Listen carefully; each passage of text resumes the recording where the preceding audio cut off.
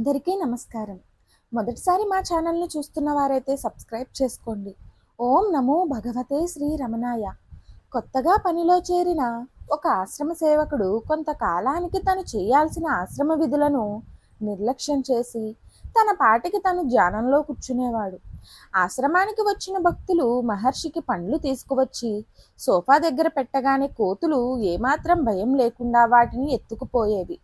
ఎందుకంటే కాపలా కాయాల్సిన ఆశ్రమ సేవకుడు ఆ సమయంలో కళ్ళు మూసుకొని కూర్చుని ఉన్నాడు. మరి ఆ ఆశ్రమ సేవకుని ప్రవర్తనను కొన్ని రోజులు సహించారు మహర్షి.